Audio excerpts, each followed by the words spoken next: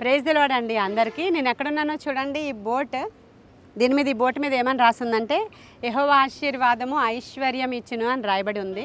నేను ప్రస్తుతం రాజమండ్రి దగ్గర ధవళేశ్వరం బ్యారేజ్కి కొంచెం దూరంలో వేమగిరి అనేటువంటి వేమగిరి గట్టు అనే ప్రాంతం దగ్గర ఉన్నటువంటి ఈ యొక్క వాటర్లో ఈ బోట్లో ఉన్నాను. ఇది మన మోషే కదా, నీ పేరేంటన్నా? ఇద్దరు మోషే డేవిడా? అదే దావీదు, తెలుగులో దావీదు. అదే మోషే దావీదు, వీళ్ళిద్దరు బ్రదర్స్ కదా. వీళ్ళిద్దరు బోట్ ఇది. ఈ పిల్లల సాక్ష్యం మంచి సాక్ష్యం. ఫస్ట్ ఈ సాక్ష్యం చెప్పి తర్వాత మీకు నేను వాక్యం చెప్తాను.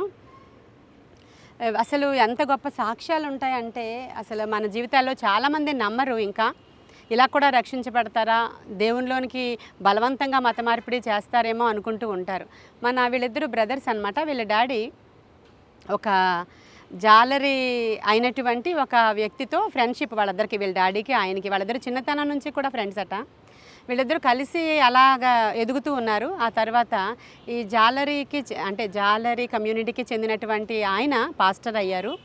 వీళ్ళ డాడీ కూడా వీళ్ళతో ఉండి ఉండి ఉండి ఫిషర్మ్యాన్గానే ఇదే వృత్తిలో కొనసాగారంట. ఇద్దరూ కలిసి ఎదిగారు కానీ వీళ్ళ డాడీ రక్షించబడలేదు. అయితే అలా ఎదిగిన తర్వాత ఈ బిడ్డలు పుట్టారు, వాళ్ళు ఎదిగారు, మొత్తానికి అదే వృత్తిలో ఆయన కొనసాగుతున్నారు కానీ రక్షణలో లేరు. అయితే ఇంకా ఆయన అనారోగ్యం పాలయ్యారు. ఇంకా వయసు అయిపోయిన తర్వాత ఇంకా ఆయనకి ఒక జ్ఞానం కలిగింది. ఏమనంటే, నేను ఇప్పటి వరకు పూజిస్తున్నటువంటి దేవతలన్నీ కూడా వట్టివే, ఇవేమీ కాదు నిజమైన దేవతలు, ఆయనే నిజమైన దేవుడు అనే ఒక నమ్మకం ఎందుకు ఆయన హృదయంలోకి కలిగి ఆ మాట చెప్పి నోటితో ఒప్పుకోలు చేసుకుని ఆయన చనిపోయారంట. అంతేనమ్మా? కేవలం సిలువ మీద ఉన్నటువంటి దొంగలాగా ఆయన ఇంకా రక్షణ పొందారా, బాప్తిస్మం తీసుకున్నారా, లేకపోతే మందిరానికి వెళ్ళారా అంటే ఏమీ లేదు. ఆయన నోటితో ఒప్పుకున్నారంట, మన ప్రభువైనటువంటి క్రీస్తు మాత్రమే నిజమైన దేవుడు, ఇక నేను ఇప్పటి వరకు ఆరాధించినవేమీ దేవుళ్ళు కావు అనేటువంటి ఒక రియలైజేషన్ ఆయనకి వచ్చిన తర్వాత నోటితో ప్రభువే యేసయ్యే ప్రభువని ఒప్పుకొని ఆయన చనిపోయారు. అయితే బిడ్డలు రక్షించబడలేదు. వివాహాలు జరిగాయి. మన మోషేకి వివాహం జరిగినప్పుడు భార్య రక్షణ పొందిన అమ్మాయి వచ్చింది. అన్యుల వివాహమే జరిగింది. భార్య రక్షణ పొందిన అమ్మాయి వచ్చింది, కానీ ఈయన నమ్మేవాడు కాదు. కొన్ని రోజులు గడిచాయి, అమ్మాయి పుట్టింది. తర్వాత అబ్బాయి పుట్టినప్పుడు తనకి చికెన్ పాక్స్ వచ్చింది. కాకపోతే అందరికీ వస్తుంది అది చాలామందికి, కానీ ఈ బాబుకి వచ్చినప్పుడు చాలా సివియర్ అయిపోయిందంట. ఈ త్రోట్లో అంతా వచ్చేసిందంట. ఎన్ని రోజులు భోంచేయలేదమ్మా నువ్వు? అయితే 3 రోజులు కంప్లీట్గా డే అండ్ నైట్ ఏ ఆహారం లోపలికి వెళ్ళలేనంత సివియర్గా లోపల ఆ త్రోట్లో ఇన్ఫెక్ట్ అయిపోయినప్పుడు, ఇప్పుడు ఎవరైతే పెద్ద పాస్టర్ గారు ఉన్నారో ఆయన కూడా చనిపోయారు, వీళ్ళ ఫాదర్ కూడా చనిపోయారు. ఆయన కొడుక నీకు స్వస్థపరిచింది పెద్ద పాస్టర్ గారేనా? పెద్ద పాస్టర్ గారే. ఇంకా ఆయనే వాళ్ళ ఫాదర్ని ఎవరైతే రక్షణలోనికి నడిపించడానికి కారణమయ్యారో ఆయన వచ్చి ఈయనకి వాటర్కి ప్రార్థన చేసి ఆ గొంతులో వేసినప్పుడు ఆ కుమారుడు ఇమ్మీడియట్గా హీల్ అయ్యాడంట అండి. లేచి వెంటనే భోజనం చేయగలిగాడంట. చేసిన తర్వాత తన హృదయం తేలిక అయిపోయింది. అసలు తన శరీరము మంచిగా తేరుకుంది. ఆహారం తీసుకున్నాడు. వెంటనే నీకు దేవుణ్ణి నమ్ముకోవాలని ప్రేరణ వచ్చేసిందా? వెంటనే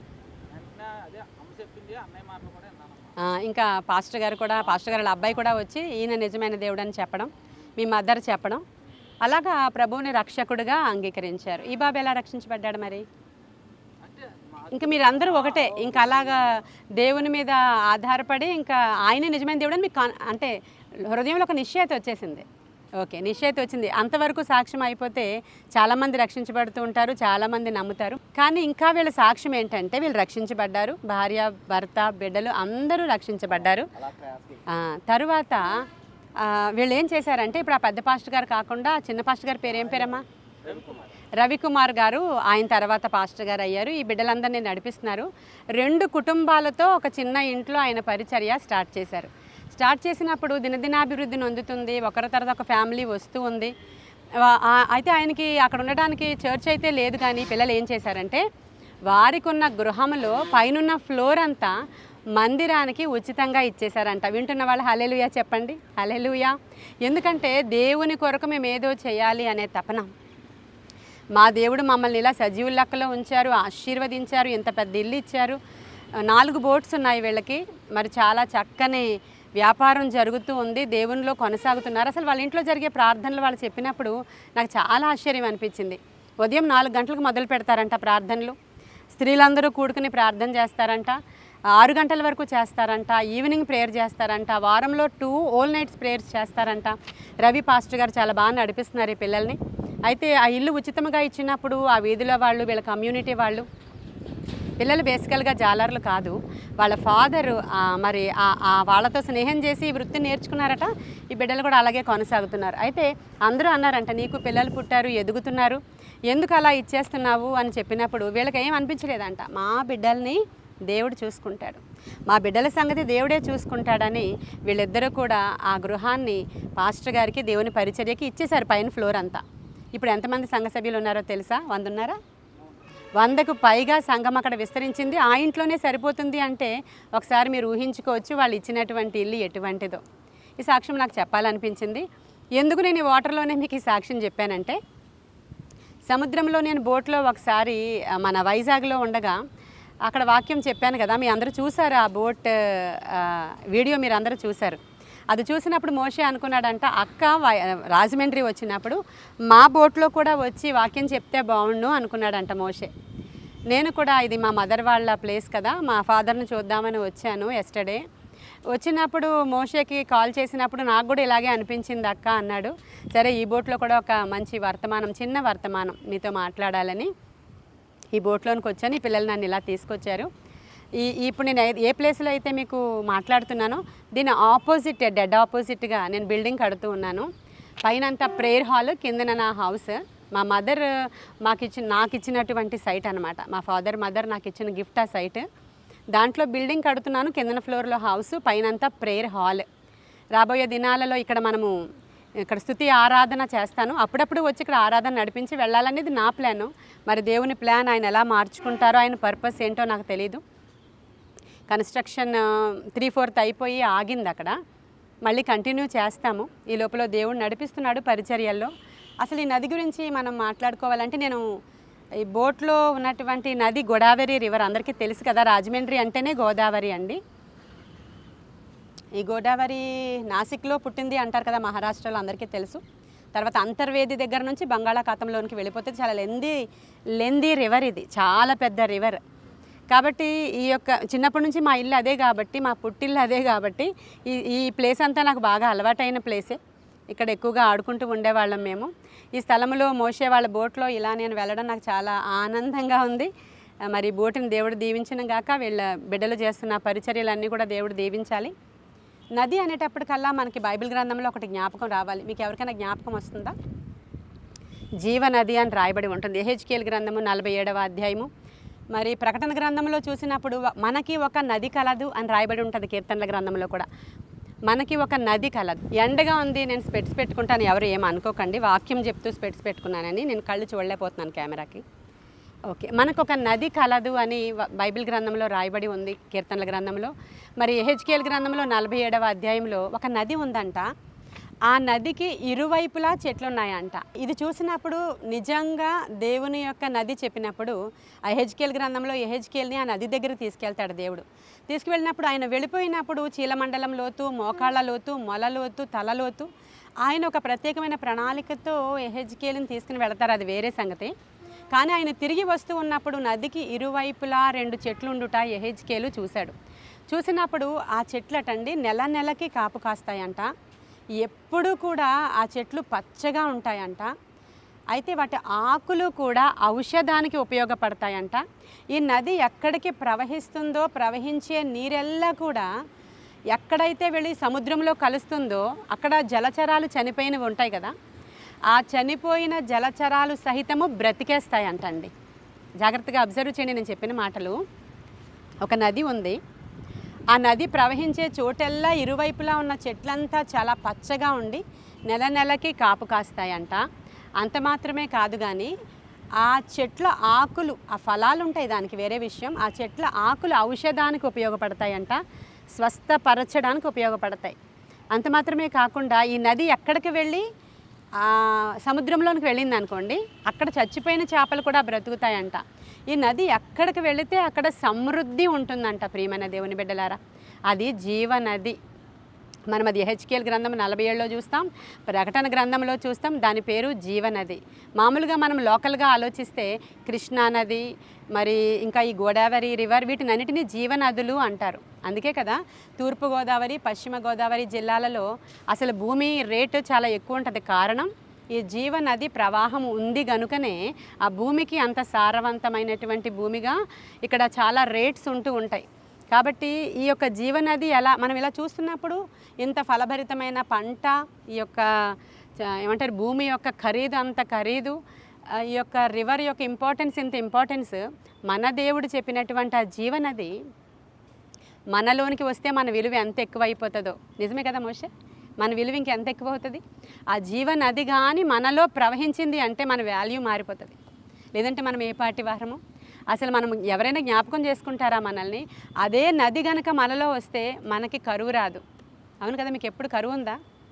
దేవుడు సమృద్ధినిచ్చాడు కదా మీకు. ఆయన ఎంతో మనకి సమృద్ధినిచ్చి మనల్ని నడిపించి తీసుకుని వెళుతూ ఉన్నాడు. మరి ఆ జీవనది ఎవరంటారు? ఆ జీవనది ఎవరు చెప్పాలి? ఎవరు? యేసయ్యే. హల్లెలూయా. ఆయన యేసయ్యే జీవనది. యేసయ్య ఆయన పేరే జీవజలముల నది. ఎందుకంటే యోహాను సువార్త 4వ అధ్యాయంలో సమరయ స్త్రీ ఒక ఆవిడ వస్తుంది యేసయ్య దగ్గరికి. వచ్చి ఆయన దాహానికి నీళ్ళు ఇవ్వమని అడుగుతారు. అడిగినప్పుడు ఆమె ఏమంటుందంటే, అయ్యా మా దగ్గర మీరు నీళ్లు తాగరు కదా, మేము సమరయులము కదా, మీరు యూదులు కదా అని అన్నప్పుడు, నేను ఇచ్చే నీళ్లు త్రాగేవాడు ఎప్పుడు కూడా దప్పిగొనడు అంటాడు ఆయన. ఎందుకంటే ఆయన జీవజల ఓట అంట, ఆయనే ఈ నది అంట. చూడండి ఒకసారి, అటువంటి దేవుణ్ణి మనం నమ్ముకున్నాం కదా.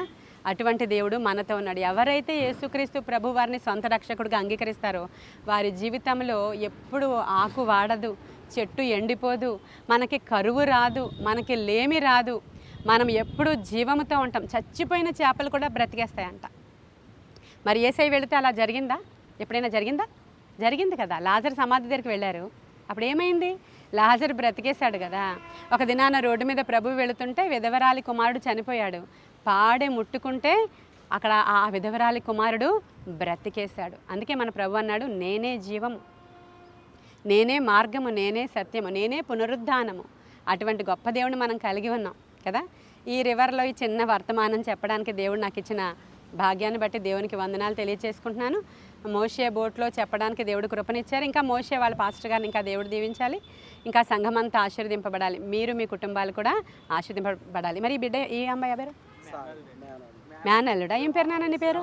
సాయ. సాయిని కూడా దేవుడు రక్షించిన గాక, రక్షణలోనికి నడిపించిన గాక. ఎందుకంటే మన దేవుడు గొప్ప దేవుడు, ఆయన సర్వశక్తిమంతుడు. ఈ జీవనది అయితే దీనికి ఒక కొంత లిమిటేషన్ ఉంది. 1465 కిలోమీటర్లు ప్రవహిస్తుందంటే ఇది. మన దేవుని యొక్క ఏమంటారు, ఆయన కొలత ఎవరైనా చెప్పగలరా? ఆయన ఎంత పెద్ద దేవుడు ఎవరైనా చెప్పగలరా? ఆకాశం ఆయన సింహాసనం అంట, భూమి ఆయన పాదపీఠం అంట. ఆయన ఇలా జానతో కొలిచాడంట, ఆకాశాన్ని ఇలా జానతో కొలిచాడంట. ఇలాంటి నదులు, సముద్రాలు భూమి మీద ఎన్నున్నాయో ఆ జలాలను ఇలా పుడిసిటితో పట్టుకుంటాడంట. ఆయన ఇలా పుడిసిటి అంటే ఇలాగా పుడిసిటితో పట్టుకుంటాడు. అంత పెద్ద దేవుడు ఆయన. అలాంటి గొప్ప దేవుడిని మనం కలిగి ఉన్నాం. ఈ ట్రిప్ నాకు చాలా సంతోషాన్ని ఇచ్చింది. మరి ఈ మాటలు చెప్పడానికి దేవుడు నాకు కృపనిచ్చారు. ఆయనకి మరొకసారి వందనాలు తెలియచేసుకుంటే కొన్ని మాటలు మన వెనుకడిలో దేవుడు దీవించిన గాక. Amen. God bless you all.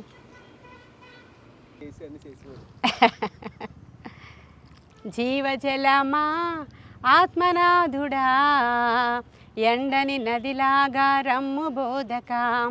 జీవజలమా ఆత్మనాథుడా, ఎండని నదిలాగా రమ్ము బోధకా. రండయ్యా బోధకుడా, రండయ్యా బోధకుడా, ఎండని జీవ నదిలాగా, ఎండని జీవ నదిలాగా. జీవజలమా ఆత్మనాథుడా, ఎండని నదిలాగా రమ్ము బోధకా. పాదాల కొలత సరిపోదయ్యా, మోకాళ్ళలోతు సరికాదయ్యా. పాదాల కొలత సరిపోదయ్యా, మోకాళ్ళలోతు సరికాదయ్యా. ఈతల మునిగి లేవాలయ్యా, ఈతల మునిగి లేవాలయ్యా, తేలి తేలి ఆడాలయ్యా, తేలి తేలి ఆడాలయ్యా. రండయ్యా బోధకుడా, మీరు అనండి, రండయ్యా బోధకుడా, ఎండని జీవ నదిలాగా, ఎండని జీవ నదిలాగా, జీవజలమా ఆత్మనాథుడా, ఎండని నదిలాగా రమ్ము బోధక.